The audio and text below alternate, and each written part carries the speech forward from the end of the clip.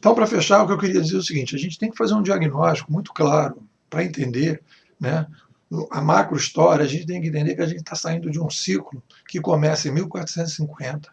A gente tem um pico aí, né, de percepção da realidade, de aumento da taxa de percepção da realidade, né, que é a época do iluminismo, é a época da Renascença, em que você tem circulando na sociedade milhares de ideias novas, pessoas novas, pintores, poetas e artistas, né, e filósofos e pensadores que conseguem rever uma série de coisas, que isso vai culminar em 1800, né, com a chegada da Revolução Francesa, com a chegada da Revolução Industrial, todo um modelo que a gente construiu, e depois a gente vem consolidando isso, a gente vem concentrando, né, os ambientes de informação e conhecimento, e a gente vai criando aí, né, uma espécie assim de doutrinação e uma espécie de uma ditadura cognitiva, e a gente está no fundo do poço dessa questão.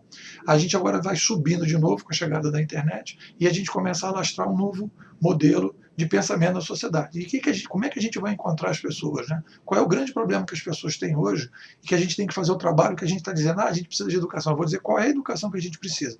O primeiro modelo de educação que a gente precisa, a primeira coisa que a gente precisa fazer é que a pessoa perceba que ela é ela é dual.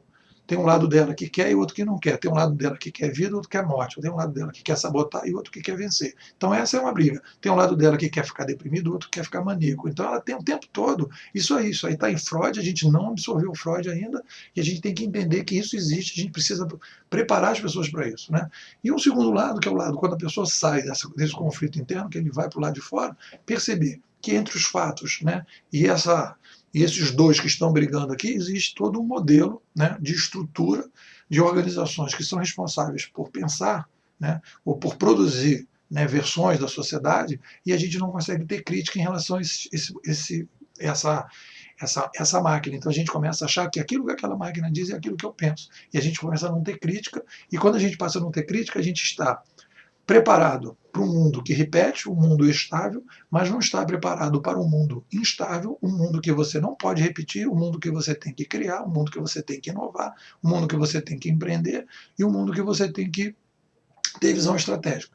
Então, a base da nova educação que a gente tem que ter, a base para a gente rever todo o modelo de educação que é, talvez resgatando um pouco lá o Paulo Freire, com alguma série digamos, de filtros, né, em que a gente vai ter que perceber o seguinte: a gente tem que capacitar as pessoas para o autoconhecimento interno, pessoal, e a capacidade de aumentar a taxa da percepção da realidade, a qualidade da percepção da realidade, que a pessoa possa o tempo todo estar criticando como ele está recebendo aquela informação, aquele objeto de informação, e ele poder ver os fatos a partir dessa crítica, para ele poder ter, né, discernimento, e ele poder ter autodeterminação e um aumento da taxa do livre-arbítrio que ele hoje não tem, porque ele hoje, individualmente, ele não consegue se perceber, se autoconhecer, e coletivamente ele também não consegue perceber as interpretações da realidade, né? Tem aquela frase, né, que eu gosto, né, quando diz assim, do Zeca Pagodinho: deixa a vida me levar. Quer dizer, a frase do Zeca Pagodinho, deixa a vida me levar, na verdade é a ideologia do poder. Quando você deixa a vida te levar, alguém está te levando sem você perceber, né? Então, na verdade, é o seguinte: deixa eu levar a minha vida, né? Deixa eu tentar trabalhar com a minha vida, e aí dentro de dois parâmetros, que aí eu vou pegar para fechar, né, um pouco aquela oração, aquele mantra da serenidade, que os alcoólatras trabalham muito, que eu acho que muitos autores agora que estão trabalhando com rede estão trabalhando, que é aquela oração da serenidade, né, que você tem que ter percepção das coisas que você não pode mudar, coragem para aquelas coisas que você pode mudar, e sabedoria para perceber a diferença. Ou seja, você tem que ver aí, né, obviamente, um caminho, né, quando você fala em perceber o que você não pode mudar, é trabalhar com a sua onipotência, e quando você quer ter coragem para as coisas que você pode mudar, é você trabalhar com a sua potência. Eu acho que é nesse caminho que a gente tem aí uma melhora, né, do indivíduo, e a capacidade de perceber e de filtrar a vida que a gente tem por aí. Bom, é isso. Fechando. Se você gostou, tem um link aqui embaixo. Assina o meu grupo no Facebook e você passa a ser informado de todas as atividades do canal. É isso aí. Obrigado.